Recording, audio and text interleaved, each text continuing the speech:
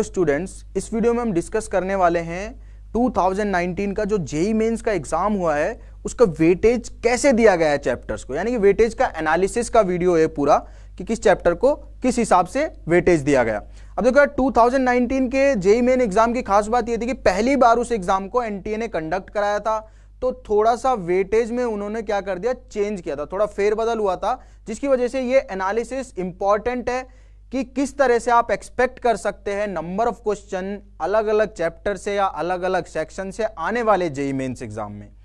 तो यार मैंने यहाँ पे जो चैप्टर्स को रखा है वो सेक्शन वाइज रखा है। तो देखो जैसा कि आपको नजर आ रहा है ऊपर चैप्टर है, यहाँ पे चैप्टर्स को लिखा गया है, उसके बाद शिफ्ट वाइज मैंने क्या कर लिया, इनको डिवाइड कर लिया अलग अलग डेज पे कौन कौन से शिफ्ट में कितने नंबर ऑफ क्वेश्चंस आए। ये डायरेक्ट आप नंबर ऑफ क्वेश्चंस को रेफर कर रहे हैं, 0 1 2 3, इनका मतलब है कि 0 question, 1 question, 2 question, 3 question relevant chapter से। तो अगर मैं बात करूं रेक्टिलिनियर और प्रोजेक्टाइल मोशन यानी कि काइनेमैटिक्स की अगर बात कर लेते हैं, मोशन इन 1 डायमेंशन 2 डायमेंशन दोनों को मिला के, तो आपको यहाँ पे नजर आ रहा है कि ऑन ऑफ सिस्टम चल रहा है, ऊपर से आ रहा है तो नीचे से नहीं आ रहा है, नीचे से आ रहा है तो ऊपर से नहीं आ रहा है, राइट। तो आप क्या कर सकते हैं, आप एक्सपेक्ट कर सकते हैं एटलीस्ट 1 क्वेश्चन कि इन दोनों से मिला के आपको देखने को मिल जाए, यानी कि इन दोनों चैप्टर से मिला के आपको कितने क्वेश्चन एक्सपेक्ट कर सकते हैं आप, 1 क्वेश्चन, क्योंकि ऊपर से आ रहा है क्वेश्चन तो नीचे से नहीं आ रहा, नीचे से आ रहा तो ऊपर से नहीं आ रहा। काइनेमैटिक्स में से 1 क्वेश्चन आप डेफिनेटली एक्सपेक्ट कर सकते हैं।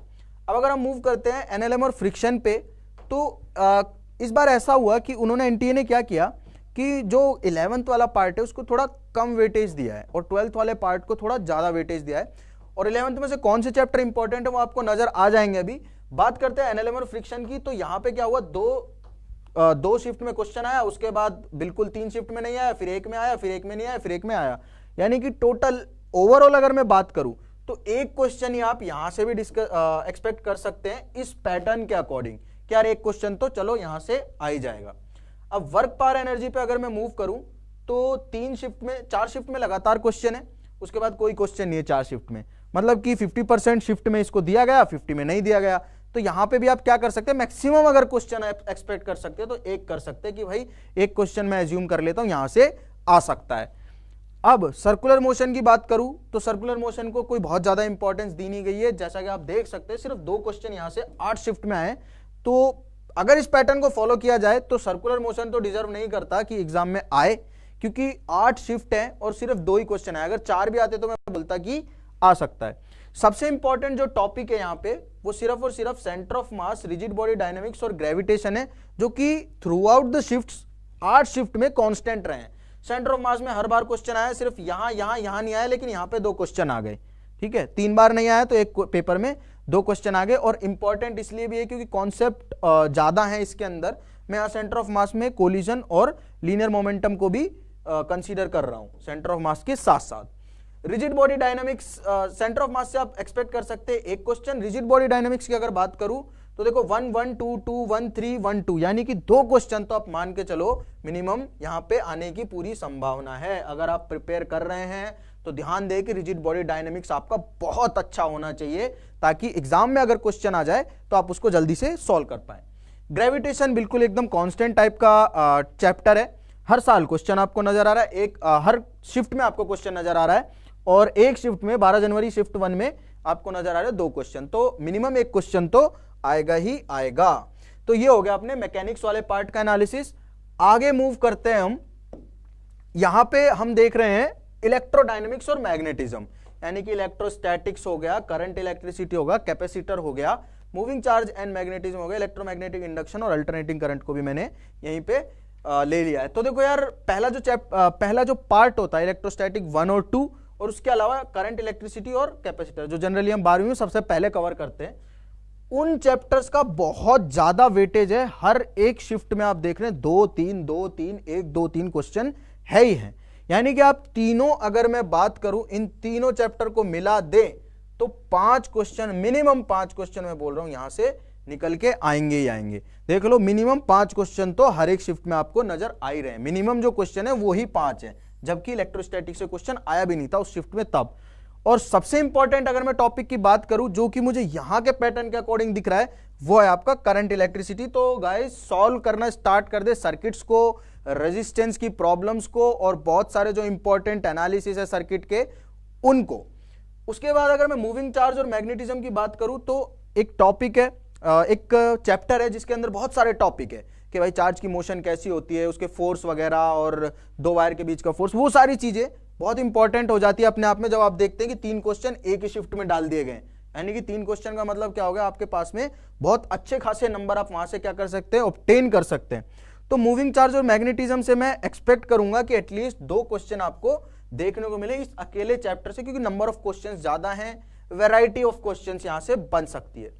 इलेक्ट्रोमैग्नेटिक इंडक्शन भी जस्ट हम इसी चैप्टर के बाद पढ़ते हैं और इसमें भी जस्ट कॉन्स्टेंसी दिखाई है, कंसिस्टेंसी दिखाई है। एनटीए ने जब सेलेक्ट किया यहां से क्वेश्चंस को, तो एक शिफ्ट ऐसी थी जिसमें क्वेश्चन नहीं आया है, बाकी एक दो क्वेश्चंस हमेशा आ रहे हैं। यानी कि इन दोनों चैप्टर्स की अगर मैं बात करूं, क्योंकि मैग्नेटिज्म का ही पार्ट है, दोनों चैप्टर्स की अगर मैं बात करूं तो 3 क्वेश्चन मिनिमम आप यहां से मान सकते हैं। टोटल नंबर ऑफ क्वेश्चन यहां से 3 एक्सपेक्ट कर सकते हैं।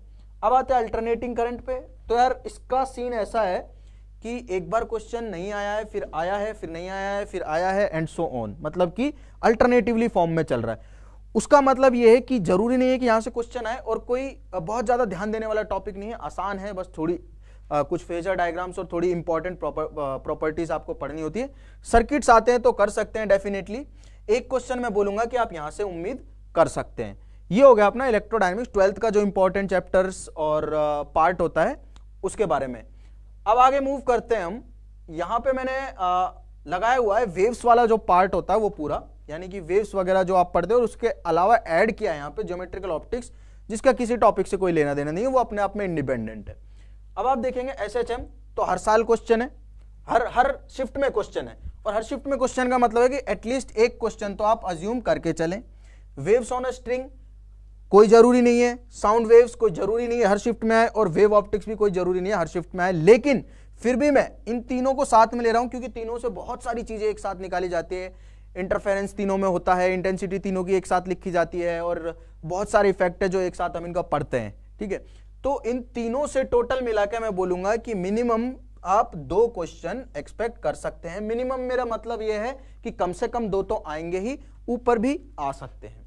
उसके बाद अगर मैं ज्योमेट्रिकल ऑप्टिक्स में मूव करूं तो यार 2 1 1 1 2 1 1 2 चल रहा है, तो इसका मतलब यहां से ये इस शीट के अकॉर्डिंग तो क्या है, इस एनालिसिस के अकॉर्डिंग तो ये चैप्टर अपने आप में इंपॉर्टेंसी दिखा रहा है, तो इसको हम दे देते हैं 2 क्वेश्चन का वेटेज कि यार ज्योमेट्रिकल ऑप्टिक्स थोड़ा बड़ा टॉपिक है, वास्ट टॉपिक है, तो नंबर ऑफ क्वेश्चंस बढ़ सकते हैं। आगे मूव करते हैं हम, और यहां पे देखो यार वो चैप्टर्स को मैंने लगाया हुआ है जिनको जनरली बच्चे कम ध्यान देते हैं और सोच लेते हैं कि यार ये ठीक है, ये इतना अच्छा नहीं है, या फिर उतना समझ में आने वाला नहीं है, या जो भी उनका रीजन होता है पर्सनल, उसकी वजह से मेरे को जो ये चीज सुनने को मिलती है कई बार स्टूडेंट से कि ये चीज बच्चे सबसे कम ध्यान देते हैं। तो इनकी मैं इंपॉर्टेंस आपको बताना चाहता हूं कि ये है कितने इंपॉर्टेंट। हर साल आप केटीजी और थर्मोडायनेमिक्स और हीट ट्रांसफर और कैलोरीमेट्री, इन दोनों टॉपिक को मैं कंसीडर कर रहा हूं एक पोर्शन में, जिसको मैं हीट नाम दे रहा हूं। वो हीट से रिलेटेड सारी चीजें यहां पे, राइट। तो हीट एंड थर्मो वाले पार्ट में आप देखो यहां पे मिनिमम 2 क्वेश्चन हर बार है, तो इसका मतलब इस वाले सेक्शन से 2 क्वेश्चन तो आप उम्मीद करके चलो कि आएंगे ही आएंगे। इंपॉर्टेंट बात यह है कि एक बार अकेले 4 क्वेश्चन आ गए यहां से।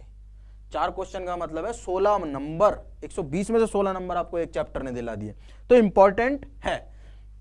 उसके बाद अगर सेमीकंडक्टर की बात करूं तो कांस्टेंट है, एक क्वेश्चन आप मान के ही चलो डेफिनेटली 100% आएगा यहां से, तो एक क्वेश्चन यहां पे हम इसको इंपॉर्टेंस देते हैं। कम्युनिकेशन सिस्टम जो है वो भी इसी से रिलेटेड टॉपिक है, और एक क्वेश्चन आप यहां से एक्सपेक्ट कर सकते हैं। न्यूक्लियर फिजिक्स और एटॉमिक फिजिक्स से आप 2 क्वेश्चन की उम्मीद कर सकते हैं दोनों चैप्टर से, तो यहां पे इसको हम वेटेज देते हैं 2 क्वेश्चन का। अब यार एरर एंड मेजरमेंट जो है, इसमें मैंने डायमेंशनल एनालिसिस का भी क्वेश्चंस को इंक्लूड कर दिया है कि डायमेंशन के जो छोटे मोटे क्वेश्चन होते हैं हर एक साल आपको देखने को मिलेगा। तो एरर एंड मेजरमेंट्स में तो एक क्वेश्चन तो आप मान के चलो आएगा ही आएगा, अगर डायमेंशन ना पूछी तो कुछ एरर पूछ ले, मेजरमेंट में कुछ और बाकी की चीजें पूछ ले, बाकी एक क्वेश्चन मिनिमम है। फ्लूइड मैकेनिक्स और प्रॉपर्टीज ऑफ मैटर में देखो क्या इंक्लूड किया है। प्रॉपर्टीज ऑफ मैटर की मैं आपको बात बता दूं, यहां पे मैंने विस्कोसिटी को इंक्लूड कर लिया है, यंग मॉडुलस वगैरह आप जो निकालते थे वो सब चीजें इंक्लूड कर ली हैं, मैटर की क्या क्या प्रॉपर्टी होती है सारी चीजें यहां पे हैं। तो इन दोनों में से आप एक क्वेश्चन मिनिमम मान सकते हैं कि भाई एक क्वेश्चन आएगा ही आएगा।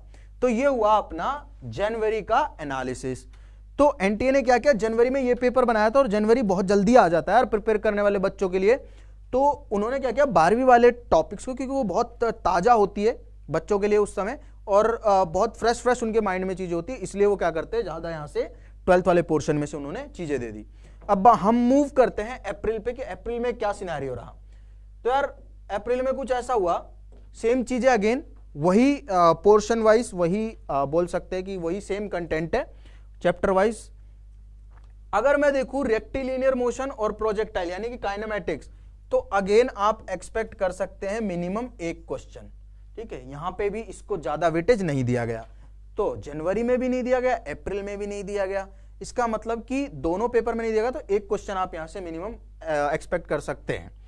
एनएलएम फ्रिक्शन का यहां बिल्कुल भी वेटेज नहीं दिया गया है, सिर्फ और सिर्फ 2 क्वेश्चन आए हैं 8 शिफ्ट में, तो यहां मैं बोलूंगा कि एनएलएम फ्रिक्शन से अगर मैक्सिमम आप अज्यूम कर सकते हैं, अभी तो मैंने मिनिमम बोला ऊपर, यहां पे मैं मैक्सिमम बोल रहा हूं, मैक्सिमम एक ही क्वेश्चन की आप उम्मीद कर सकते हैं।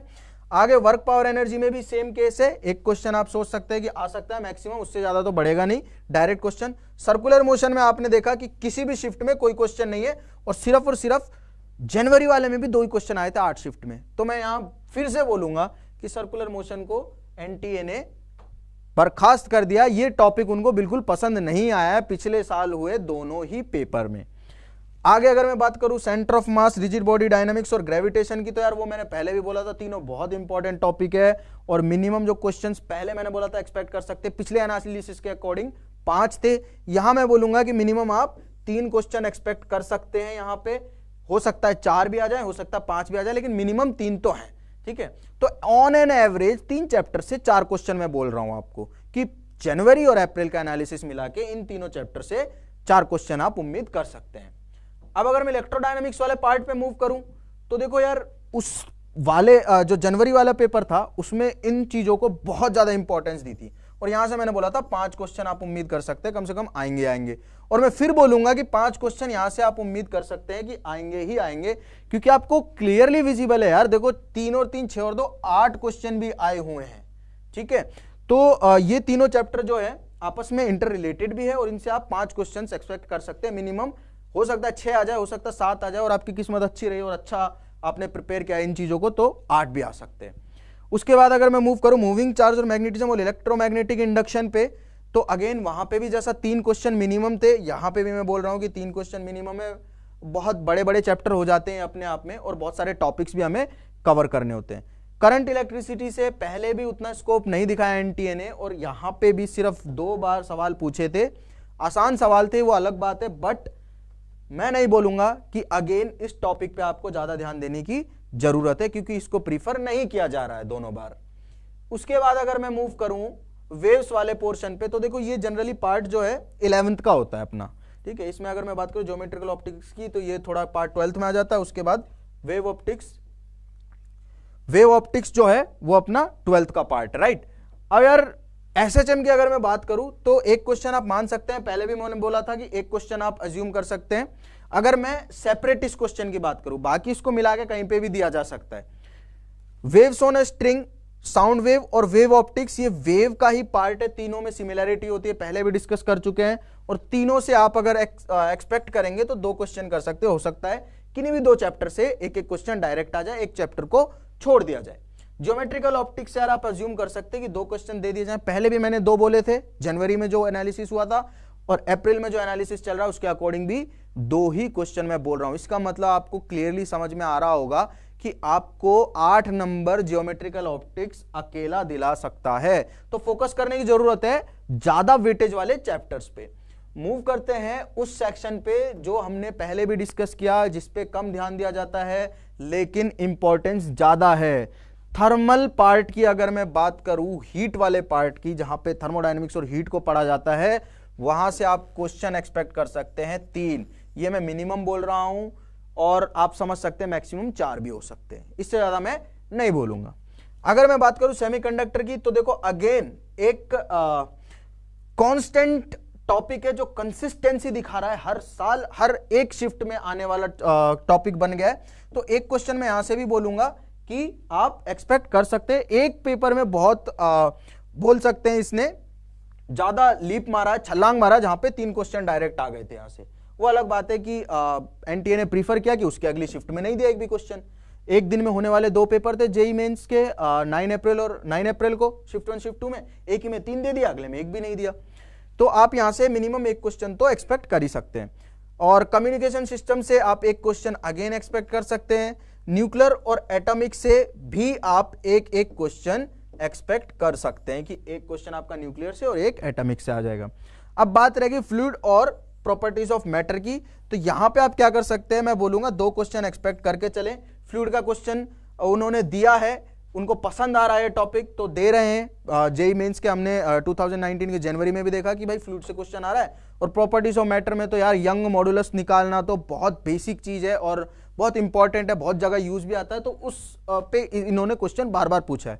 मैंने पेपर देखा इनका, तो यंग मॉडुलस पे बार बार क्वेश्चन पूछ रहे हैं, तो अच्छे से समझना स्टार्ट कर दे।